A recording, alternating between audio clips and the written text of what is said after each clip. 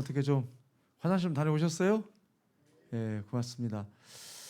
어쨌든 참 유익한 것 같아요. 우리가 이런저런 다시 또 고민도 하고 또 생각의 폭을 좀 넓혀주고 그래서 좋은 것 같고, 그러면 두 번째 시간은 셀의 대가라죠. 이분은 셀의 대가요. 우리 생명생명 계실 때부터 셀 하면 이분 하면 셀을 연상하게 하는 아주 셀의 대가를 한번 이 시간 모시겠습니다. 여러분 궁금하시죠? 예. 세계적인 일진.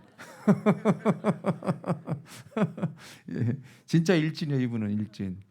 우리 김성명 목사님 나오실 때 환호의 박수 한번 해주죠. 자, 김성명 목사님 나오십시오. 우!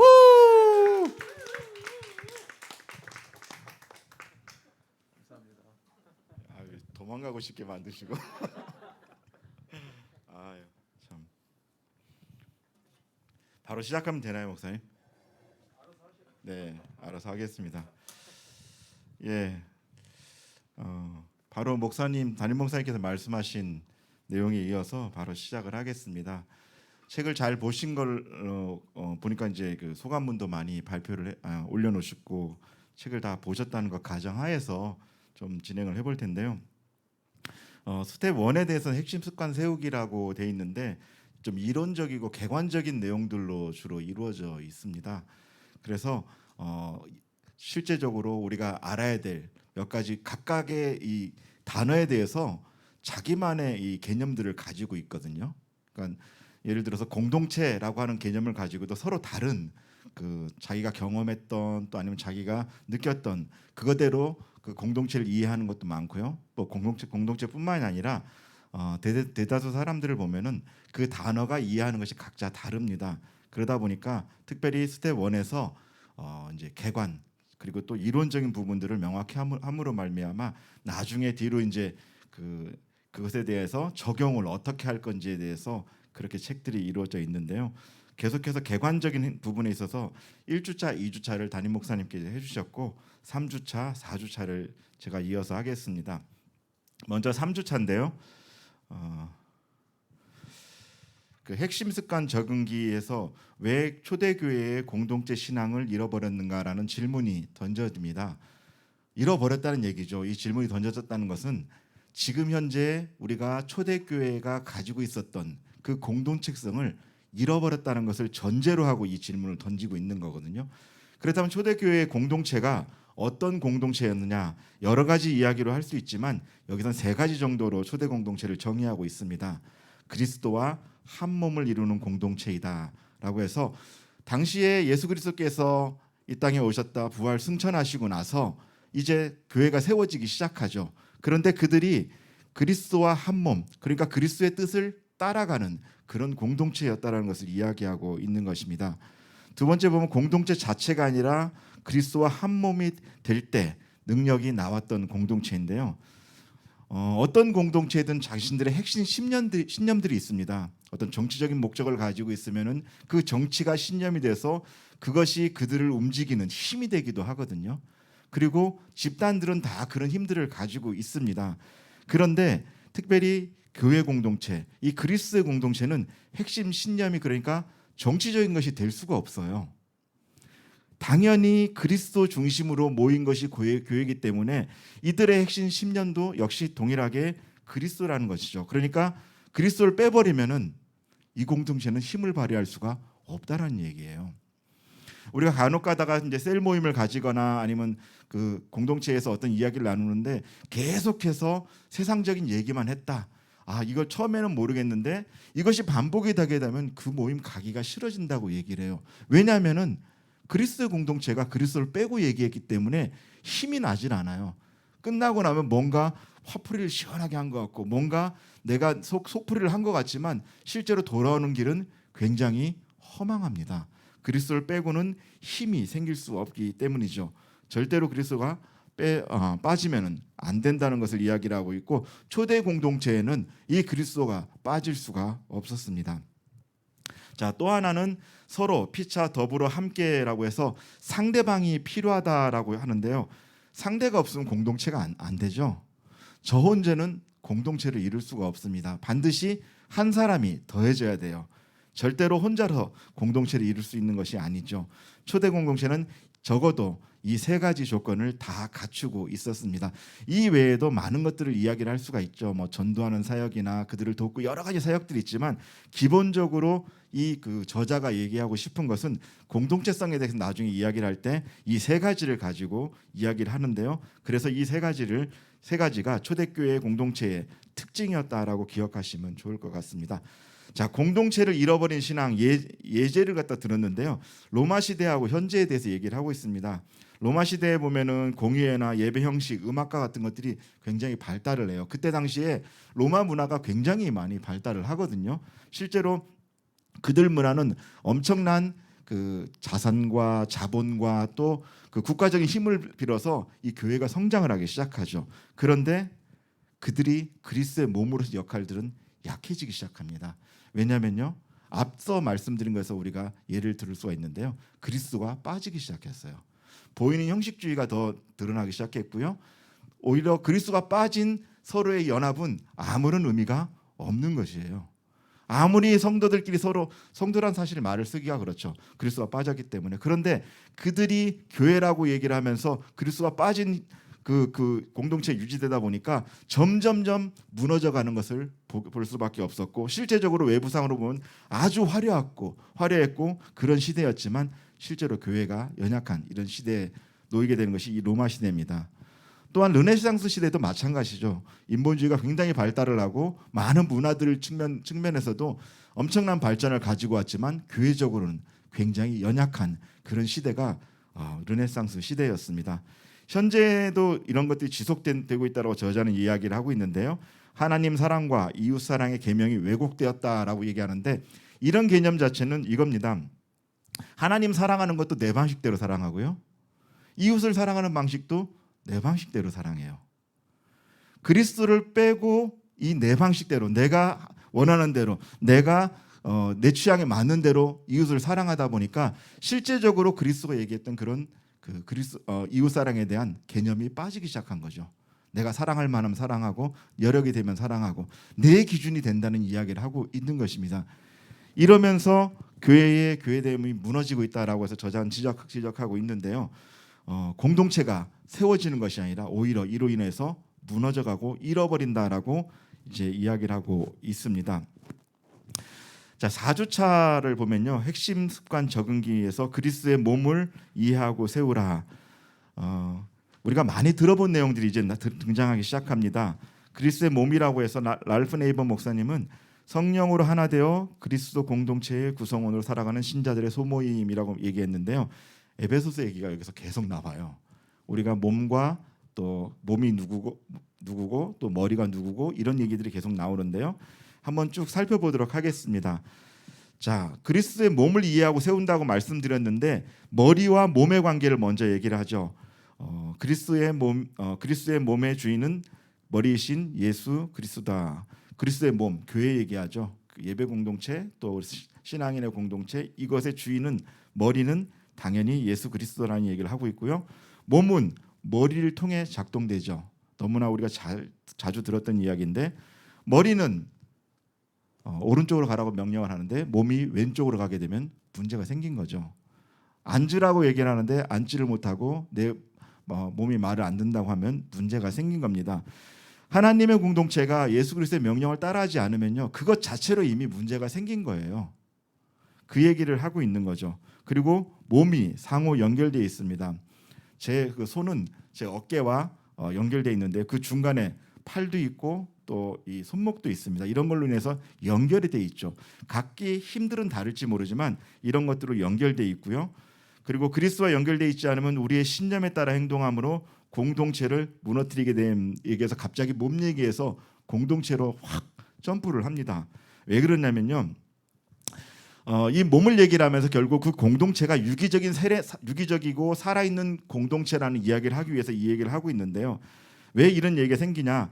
자, 제 몸을 가지고 얘기했지만 공동체도 마찬가지예요. 우리도 공동체인데 여기에는 손의 역할을 하시는 분, 또 예를 들어서 심장의 역할을 하시는 분, 각 역할들이 다 달라요. 그런데 그 다른 만큼 살아온 흔적도 다 다릅니다. 성비에 따라 다를 수 있고요. 나이에 따라 다를 수 있고요. 다 다를 수밖에 없어요. 내가 살아온 방식이 다를 수 있고요. 다 다를 수밖에 없습니다. 그런데 그리스도와 연결됐다고 하면 이 다 다른 사람들이 동일한 생각을 한다는 얘기예요. 그리스도 안에서 우리가 동일한 목적을 향해서 나가고 있다는 얘기거든요. 그런데 그 그리스도를 내가 침입지 아니하면은 내 생각, 내 기준, 내 사상, 내 가치관, 내가 살아왔던 경험에 따라 그대로 상대방에게 요구를 하게 되고요. 그대로 상대방에게 그것을 강요하게 돼요. 예를 들어서 제 손은 물건을 짚기에 굉장히 잘 발달을 해 있습니다. 좀 잘 짚고 있잖아요. 제 손 그래요? 아니 제 손만 그런 건가요, 진짜? 다 가지고 계시잖아요. 잘 짚기에 좋아요. 그런데 손이 너무 힘들어서 야, 나 이거 못하겠다. 팔꿈치 네가 집어라라고 얘기하면 이제 팔꿈치는 짚는 역할을 하지 않아요. 그런데 손이 그것을 못한다고 계속 팔꿈치를 공격해야 된다면 누가 망가지나요? 결국 내가 망가지고 그리스도의 공동체가 무너지는 겁니다. 머리는 절대로 그것을 공격하라고 얘기하지 않아요. 소위 말하는 자해라고 얘기를 하는데 공격하라고 얘기하지 않습니다. 그리스도는 절대로 몸인 교회를 서로 공격하라고 얘기하지 않는데 그렇게 공격함으로 말미암아, 왜냐하면 내가 생각하기에 이게 옳은 것이기 때문에 그것을 기준으로 삼게 되게 되면 결국은 공동체가 무너진다라고 이야기를 하고 있는 것입니다. 그래서 그리스도의 몸의 관계를 다시 한번 정리해 보면은 우리는 그리스도의 명령에 따라서 움직이는 공동체이고 그 기준도 당연히 그리스도의 방법대로 기준이 되어야 된다라고 이야기를 하고 있는 것입니다. 자, 두 번째 그리스도의 몸을 세움. 무엇으로 그러면 그리스도의 몸을 세워가는가? 이제 은사라고 얘기했는데 이거는 뭐 여러 가지 이야기를 할 수 있는데 일단 여기서는 뭐 은사라고 얘기를 하니까 은사를 중심으로 좀 말씀을 드려보겠습니다. 은사라고 얘기하면서 성도들이 이웃과 기쁘게 살도록 주신 선물, 또 공동체의 덕을 세우고 하나님 나라를 세우기 위해 하나님이 주신 것, 유익과 과실을 위해 사용하면 교만으로 자멸하게 됨. 이 은사, 나에게 주신 어떤 달란트도 마찬가지고요. 나에게 준 재능들도 마찬가지입니다. 이것이 그 공동체에서 나의 어떤 유익이나 아니면 나를 어떻게 드러내기 위해 쓰게 되면요, 이것은 그 공동체를 결국은 무너뜨리게 할 수밖에 없다라고 이야기를 하고 있는 것이죠. 그래서 그 은사들은 오로지 하나님의 공동체를 세우기 위해 그렇게 사용해야 된다라는 것입니다. 자, 두 번째는 그리스도의 몸은 누구에 의해 세워지는가? 그리스도가 나를 통해서 세우셔요. 내가 세우는 게 아니라 그리스도께서 나를 사용하여서 나를 도구로 해서 세우시는 거죠. 내가 하는 것이 아니죠. 겉으로 보기에는 내가 한 것 같고 또 겉으로 보기에는 또 뭐 김 집사님이 한 것 같고 박 집사님이 한 것 같지만 실제로는 그의 주인이신 예수 그리스도께서 그를 통해서 세워가는 것이죠. 자, 어떻게 그리스도의 몸을 세우는가? 성령님이 지혜를 주시고 환경을 만들어 주심, 기도하고 기다려야 된다. 우리가 임의적으로 아니면 또 억지로 환경을 만들고 무언가 억지로 진행하려고 하면은 당연히 문제가 생길 수밖에 없습니다. 성령님의 지혜를 주신다는 것은 우리가 지혜를 구하기 위해서 기도하고 그리고 어떻게 하죠? 기다려야 돼요.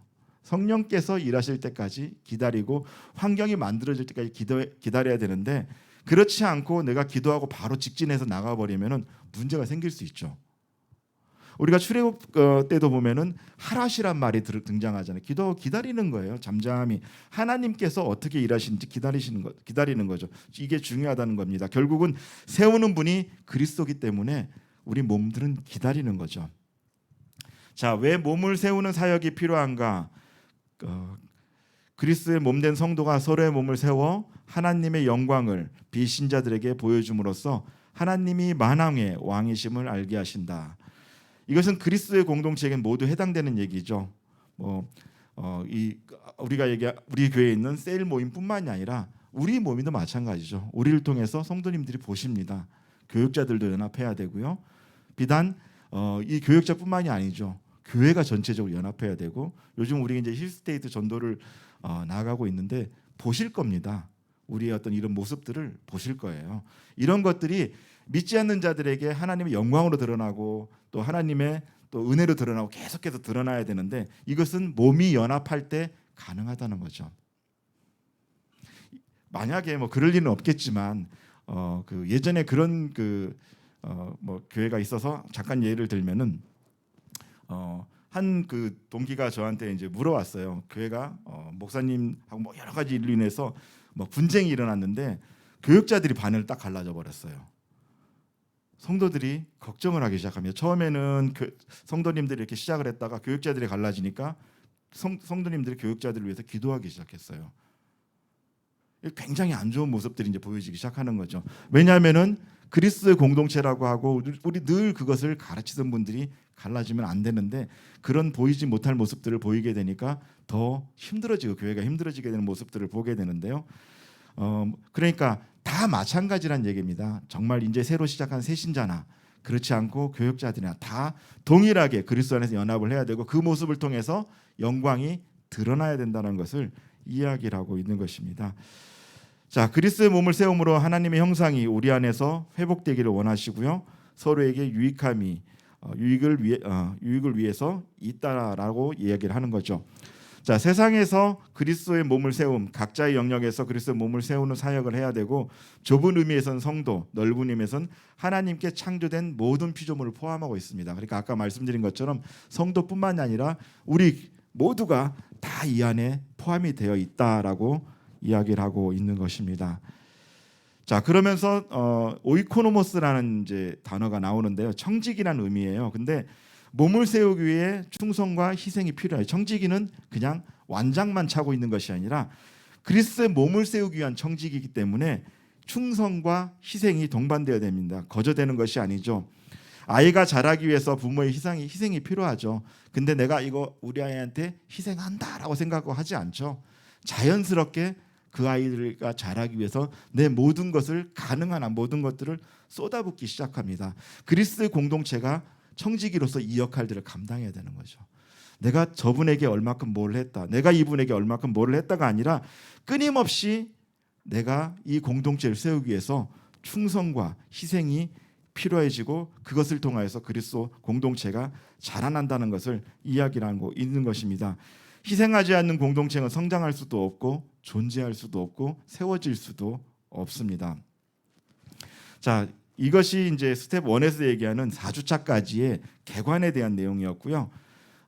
스텝 2로 넘어가면 이제 핵심 습관의 걸림돌 제기에서 제거하기가 나오는데 본격적으로 어떻게 일상에서 또 우리 삶 속에서 어떻게 실제적으로 행동을 통해서 무엇을 구체적으로 제거해야 될지에 대한 이제 그 방법론적인 얘기들이 나오기 시작합니다. 앞에 이론적인 거였다면 이제는 실제적으로 뭐 리더십을 가지기 위해서는 뭐가 필요하고 뭐가 없어져야 되고 뭐는 갖춰야 되는 내용들이 등장하기 시작하는데요.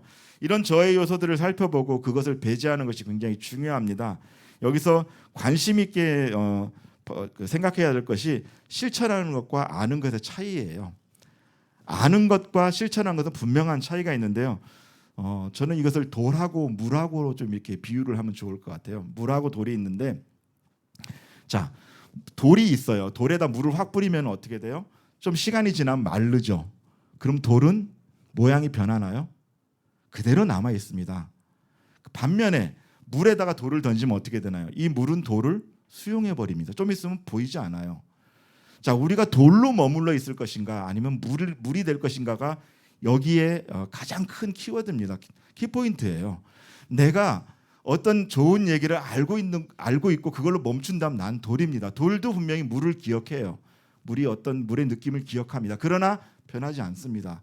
반면에 물은 돌을 알고 있고 그를 수용해 버립니다. 우리가 실천한다는 것은 내가 그 어떤 공동체에 있는 모든 어떤 것들을 수용하기 시작했다는 거, 실천하기 시작했다는 거거든요. 그러므로 말미암아 내가 이제 변화되는 거죠. 그 얘기를 다루고 있습니다. 자, 그래서 5주차에서 핵심 습관 성장기 포용하는 리더십에 대한 얘기가 나오는데요. 관계를 위한 관계의 한계라고 첫 번째 그걸 제목을 삼았는데요. 그리스도의 몸이라는 개념보다 관계를 더 강조한 문제가 생김. 관계의 목적을 두어서는 안 된다. 자, 이게 무슨 얘기냐면요. 내가 좋아하는 사람만을 모은다든가 아니면 내가 싫어하는 사람을 배척해서는 몸이라고 할 수가 없죠. 저는 개인적으로 제 몸에서 안 좋아하는 부분이 있습니다. 왜 이 부분은 이렇게 생겼지라고 생각하는 부분이 있습니다. 예를 들자면 그 부분을 제가 베어버린다면 어떻게 될까요?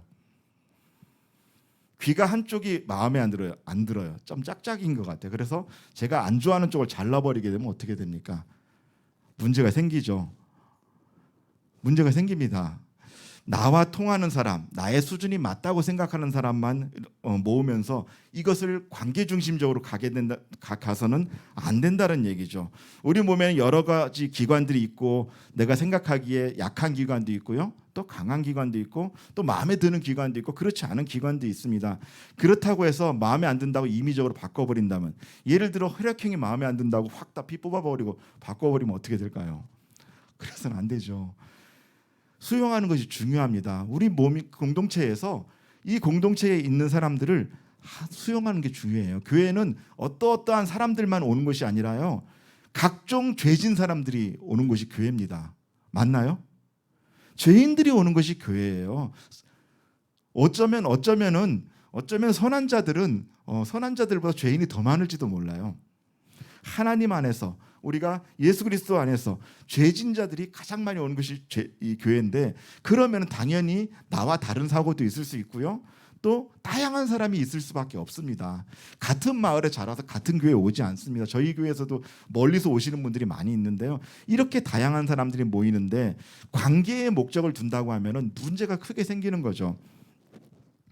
자, 그리고 또 필요에 의한 셀이 되어서는 안 된다. 이건 뭐 다른 말로 같지만 필요에 의한 공동체가 되어서는 안 되죠.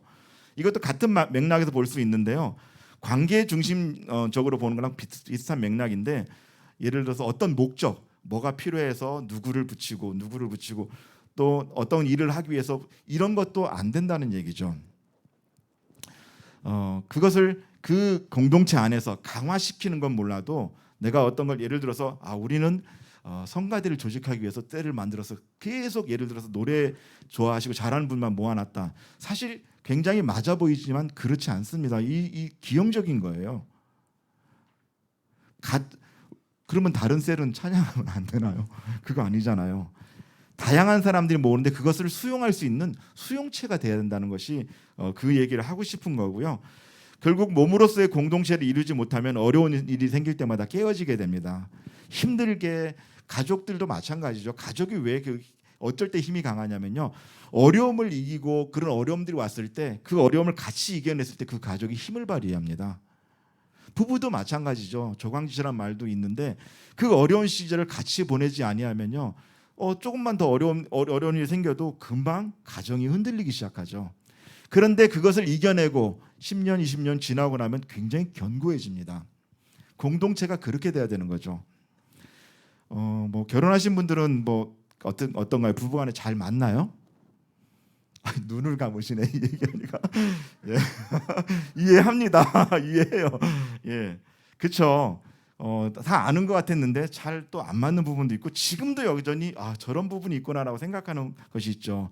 이렇게 부부도 서로 다른데, 그런데 어떻게 해요? 다르다고 그 공동체 금방 깨지 않죠. 셀 공동체도 마찬가지입니다. 그리스도 안에서 몸된 공동체가 그렇게 서로 다른 부분을 인정하고, 그리고 어떤 필요에 의해서가 아니라, 내가 우리 아내 때문에 출세하려고 아내랑 결혼하는 것이 아니라 한 몸을 위해서 결혼을 이루기 위해서 결혼하는 것처럼 셀도 동일하게 그렇게 된다는 거 이야기를 하고 있죠. 절대로 관계를 위한 관계, 필요에 의한 관계, 셀 모임이나 이런 공동체가 되어서는 안 된다는 것입니다. 자, 두 번째로 가서요, 많이 듣던 얘기가 나옵니다. 다름과 틀림을 수용하라. 아마 살아오면서 우리 교회뿐만이 아니라 정말 많은 강의하는 데서 이 얘기 정말 많이 들었을 거예요. 그래서 다름과 틀림, 이것을 수용한다는 얘기를 많이 들었을 텐데, 자, 여기서 이런 얘기를 하죠. 한 가지 소리만으로 아름다운 음악이 될 수 없고, 한 가지 색으로 찬란한 빛을 이루지 못하며, 한 가지 맛으로 진미를 내지 못한다. 굉장히 동의가 되죠. 한 음만 계속해서 낸다고 하면은 그 음악 얼마나 들을 수 있을까요? 그 소음이죠. 좀 시간이 지나게 되면. 이게 서로 다른 음들이 모여서 조화를 이루듯이, 이렇게 하려면 다름과 틀림을 수용해야 되는데요, 그렇게 하기 위해서 첫 번째, 먼저 나를 알아야 됩니다. 이거 왜 그러냐면요, 나를 알지 못하면, 자신을 알지 못하면 문제가 생기면 계속 남탓만 해요. 나는 괜찮고 계속 네가 잘못했어 하고 남탓만 하거든요. 나를 아는 것이 중요합니다. 나에게도 어떤 단점이 있고 장점이 있고, 이것을 아는 것이 굉장히 중요해요. 자, 그리고 두 번째는, 그리고 나서 다른 사람을 알아야 돼요. 건강한 리더는 늘 상대방의 언어나 행동을 이해하려고 노력하고 상대방의 방식대로 다가서거든요. 그 방법대로 소통하는 거예요. 나는 배려를 하는데 저는 혹시 여기서 그 히브리어 잘하시는 분 계세요? 간혹 계시더라고요. 제가 히브리어를 잘 하지 못합니다. 근데 히브리어를 만약에 제가 쓴다고 해서 계속해서 상대방에서 히브리어로 얘기를 하면 저분은 머리 아플 거예요.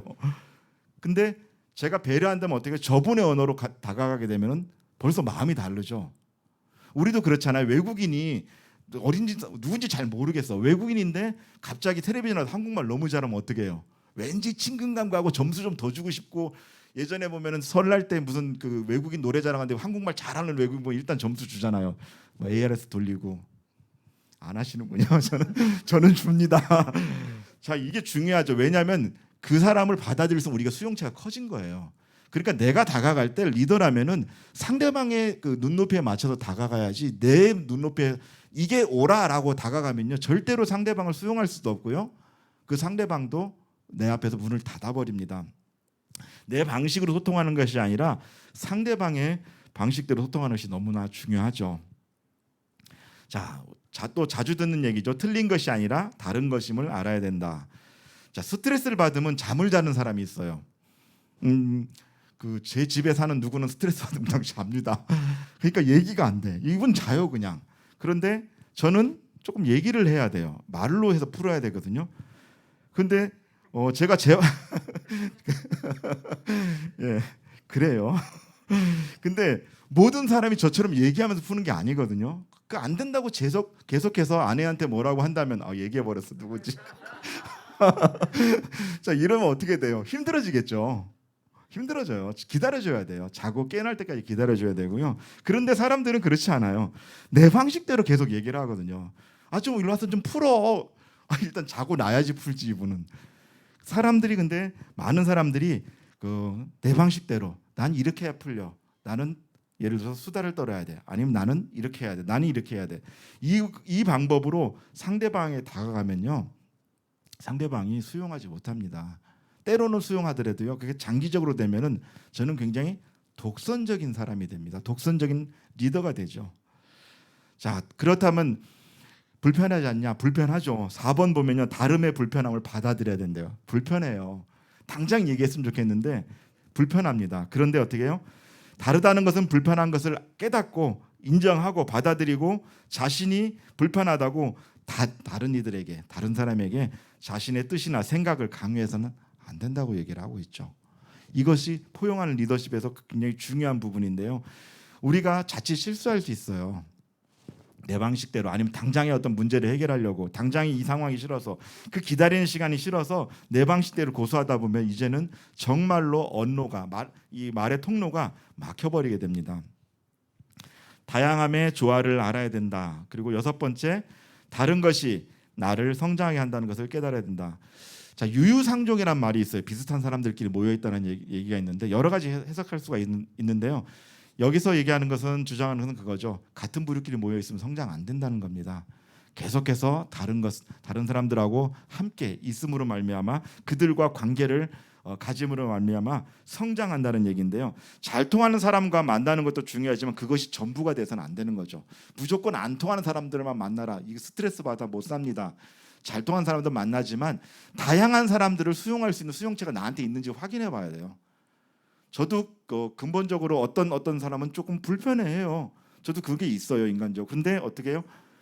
예전에 이제 사업을 할 때 보면 내가 의리예요. 가서 물건을 예를 들어 팔아야 되는데 저 사장이 나랑 성격 안 맞아. 그럼 어떻게 안 가요? 아니죠. 가야 돼요. 그래도 그렇게 하면서 그분들과 마주치고 만나고 어쩔 수 없이 만나야 돼요. 그렇게 하면서 제가 그분들을 대하는 방법들이 조금씩 뭐 편해지기까지는 아니더라도 불편함들이 없어지기 시작하더라 이거죠. 그러면서 수용할 수 있는 수용체들이 좀 더 커지는 거죠. 공동체에서. 이것이 필요하다는 얘기입니다. 만약에 아이들이 가족들하고는 잘 통하죠. 잘 통한다고 해서 학교 가니까 나를 갖다 괴롭히는 애도 있고, 아니면 나랑 생각이 좀 틀리는 애도 있고, 그래서 학교 가기 싫어. 안 보내나요? 아빠 사회 나갔더니 이 인간들이 우리 식구밖에 없네. 사회에 안 나가요. 아니죠. 나가야죠. 나가서 성장해야 됩니다. 성장할 수 있도록 도와야 되죠. 그것을 그냥 두게 되면은 누가 문제가 생기냐면 안 나가는 아이가 문제가 생겨요. 많은 사람들이 있는 다양한 사회에 나가서 이 아이가 성장할 수 있도록 도와야 되는 것이고 그것이 이제 공동체에서 당연시하게 받아들여져야 돼요. 다른 것들이. 그래서 나 이 셀 모임 가면은 또 누구 오겠네. 가야죠. 그래도 가서 그들을 수용하면서 내가 어떻게 해요? 성장하는 거예요. 운동하는데 요즘에 좀 운동 시작하신 우리 교육자분들이 계시더라고요. 운동 시작하는데 어떻게 해요? 안 힘들 만큼만 하나요? 아니면 힘든 만큼 조금 더 가나요? 하시잖아요. 자, 막 하는데 조금 힘들라고 해. 막 힘들라고 하는데 멈춰버리면 운동이 안 되죠. 조금 힘들 때까지 가야 되죠. 그럼 내 어떤 육체적인 피지컬이 성장을 하죠. 내 마음도 마찬가지예요. 내 마음의 이 근육도 저분 만나면 힘들어. 근데 가면 갈수록 내가 그렇다 한 번에 훅 들어가는 게 아니라 조금씩 가면서 성장을 하는 거죠. 공동체 안에 그것이 있어야 되는 겁니다. 그래서 그런 것들이 불편함이 당연히 있을 수 있어요. 불편하도 돈 내고 운동하잖아요. 불편해도 만나면서 나의 어떤 그 마음의 이런 근육들 이런 것들이 커져가는 것이죠. 자, 그리고 7번이 모든 것을 예수 그리스도의 사랑으로 완성해야 된다.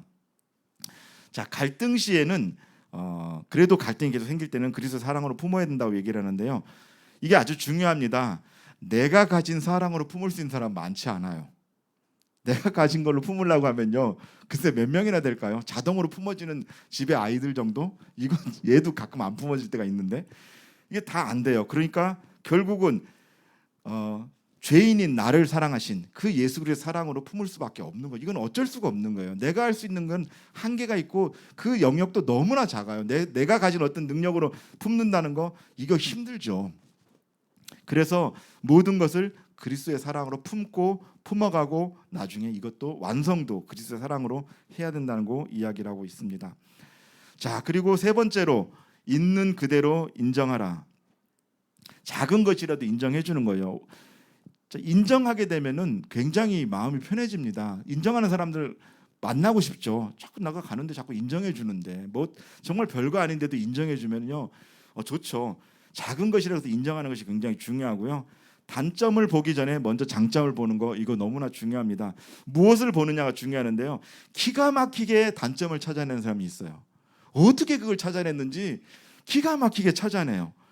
저는 직업이 컨설턴트였어요. 그걸 찾아내야 돼요. 왜냐하면 서로 경쟁을 하니까 제가 그 짧은 시간에 저 회사의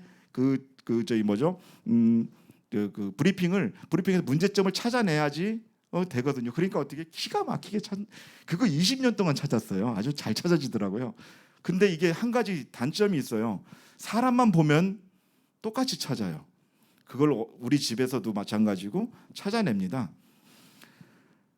이게 참 세상이 다 그렇게 보이더라고요. 너무나 힘들었는데 공격하기 위해서 그 세상에서 그렇게 어떤 단점들을 찾아내는 이런 그 눈들을 가지고 있었는데 이걸로는 절대로 사람을 세울 수가 없습니다. 단점을 찾아내는 눈으로는 절대로 사람을 세울 수가 없고요. 안 좋은 얘기를 쫓아다니면서 한다면 진짜 어떻게 될까요? 근데 쫓아다니면서 막 안 좋은 얘기, 단점을 찾아내고 막 계속 한다면 정말로 최악이죠. 그러니까 단점을 보기 전에 먼저 장점을 보는 그런 노력들을 해야 됩니다. 끊임없이 부단하게 노력하고 있습니다. 진짜로요. 예. 그리고 진정한 마음으로 인정해요. 예전에 유치원에서 들은 적이 있어요. 무조건 칭찬하면 안 된대요. 이 아이가 잘못 자란다고 얘기해요. 저 되게 놀랐어요. 칭찬하면 뭐 고래도 춤춘다고 해서 우리 아이 춤추게 하려고 계속 칭찬만 했는데 안 된다고 그러더라고요.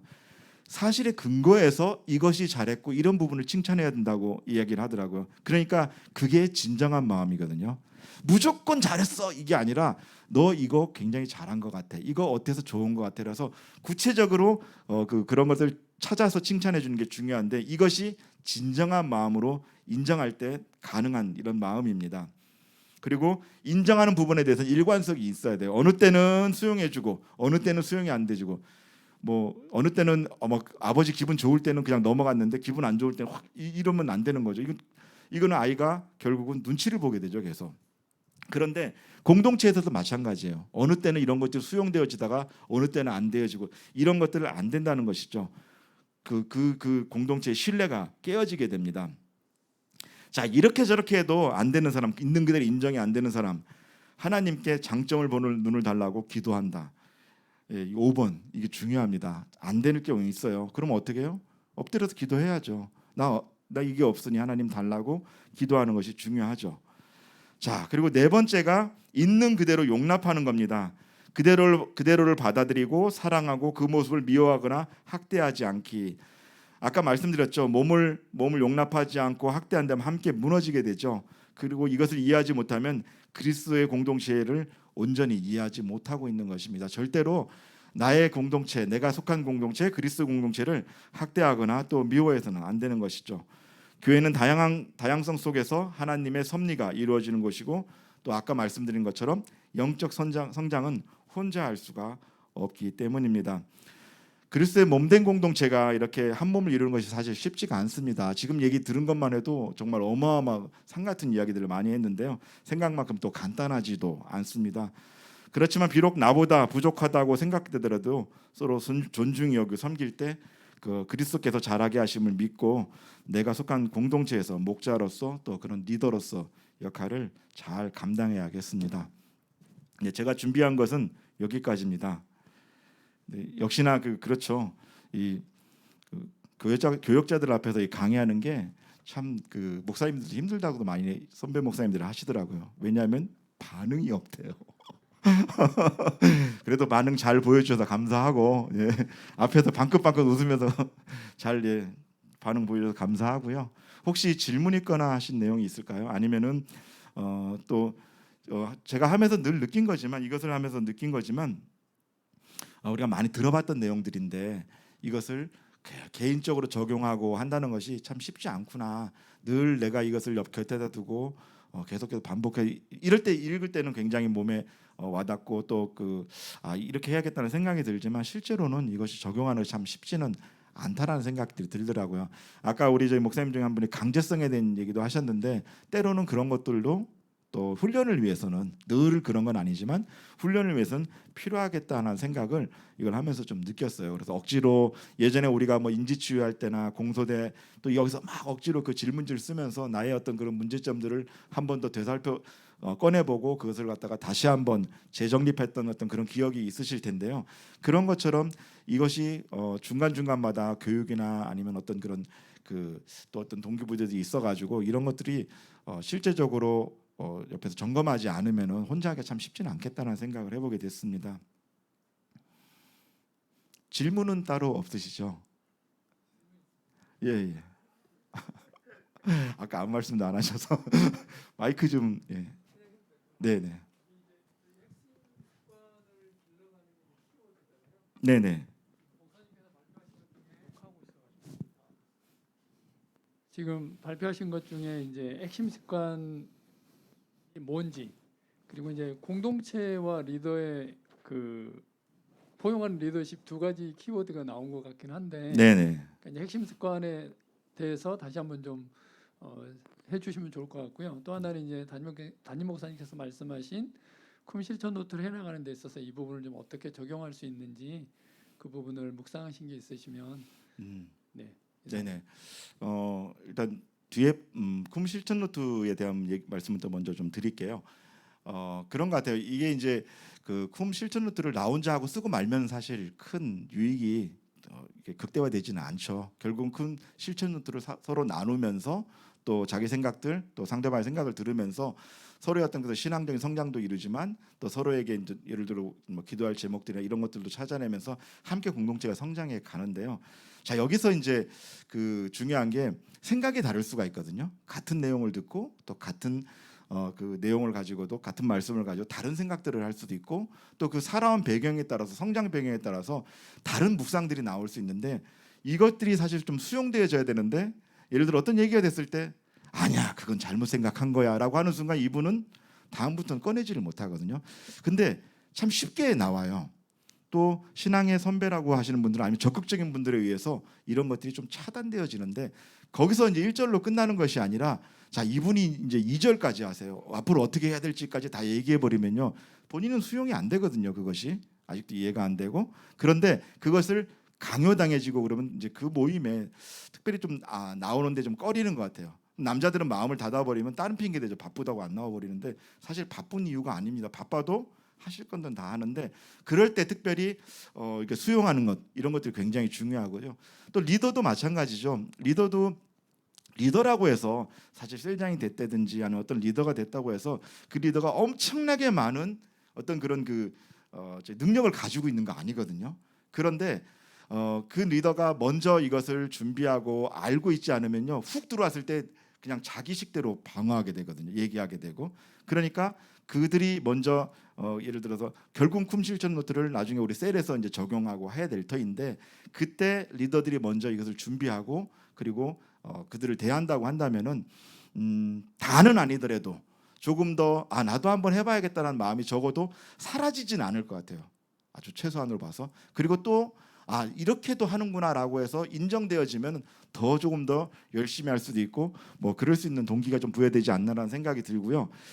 핵심 습관이라는 것 자체에 대한 이 원론적인 질문에 대해서는 저는 이 공동체성의 회복이 되게 중요한데 이것에 대해서 이런 생각을 좀 해봤어요.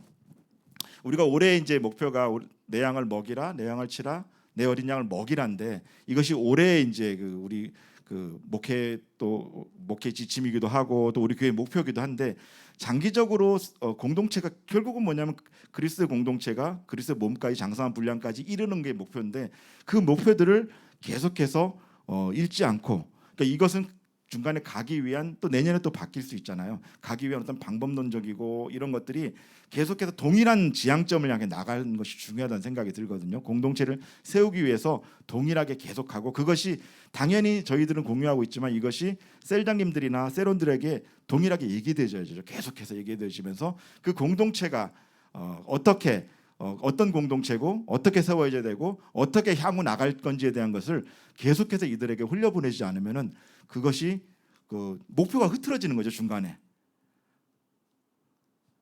그래서 그 공동체성을 회복하고 공동체성을 갖다가 이들에게 주지시키는 것 이것이 굉장히 좀 중요하다라는 생각을 좀 하게 됐습니다.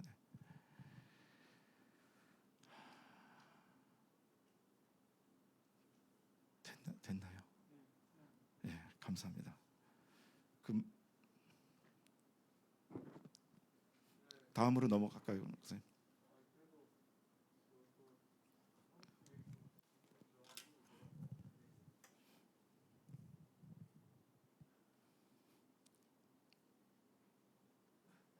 이거는 없다는 뜻인가요? 아니면은 네, 감사합니다. 네, 감사합니다. 네, 고맙습니다. 이번 3주, 4주, 5주차는 그리스도의 몸을 이해하고 세우라라고 하는 것이 이제 주제였잖아요. 그리스도의 몸을 이해하고 세우라. 그래서 다양한 얘기를 좋은 말씀들을 많이 해주셨는데 강의를 또 들으면서 또 그런 생각을 해봐요. 그러면 그리스도의 몸을 이해하고 세우는 이 섹션에 있어서 우리가 핵심 습관을 만들 수 있는 게 뭘까?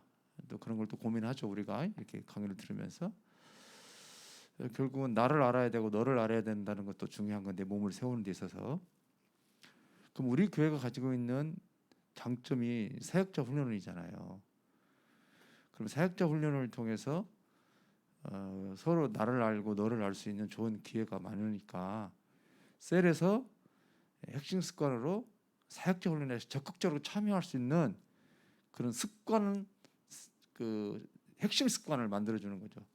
그 항목을 우리 셀이 나를 알고 너를 알고 그리스도를 몸을 이해하고 세워가기 위해서는 그런 사역자 훈련을 통해서 핵심 습관들이 공유되어지면 그러니까 그거를 내가 같은 셀러리면 무조건 그걸 하는 거예요. 그 사역자 훈련을 참석할 수 있는 분위기를 만들어주는 거. 이것도 참 중요하겠다라고 하는 생각을 해봤어요. 이 주제가 좀 그거잖아요. 3, 4, 5 주제. 그리스도 몸을 이해하고 세우라. 어떻게 이해할 것인가? 사역전원을 통해서 훈련하는 거, 이것을 습관 세우기로 나가는 것도 좋지 않겠는가, 그런 생각을 해봤습니다. 그래요. 그러면 특별히 질문 없으신가 이번에는? 예. 근데 너무 단점만 찾지 마. 그러니까 자꾸 잠 안 자려고 그러지 사모님이. 솔직하게 자기 이야기도 좀 나눠주시면서 우리에게 귀에 쏙쏙 들어오게 그냥 최고의 강의를 해주신 우리 세계적인 셀 박사님, 김승민 목사님은 감사의 박수 한번 하시죠. 예, 고맙습니다. 감사합니다. 그러면 쉬셨다가 다시 또 3시 30분에 모이는 걸로 하겠습니다. 그래서 지금은 강의만 한 38분 정도 하셨는데 다음에 하시는 분들은 조금 적게 해주시면 훨씬 더 좋을 것 같습니다. 앞으로도 지금 4명이나 남았기 때문에 좀 짧게 해주시고 좀 나누시고 이렇게 나오면 좋을 것 같아요. 오늘 너무 또 진을 빼면 안 되잖아. 내일 또 있는데. 예, 알겠습니다. 자, 그러면 또 잠깐 쉬시고 이렇게 하십시다. 고맙습니다. 아, 잠깐만요. 예, 일단 쉬십시오. 고맙습니다.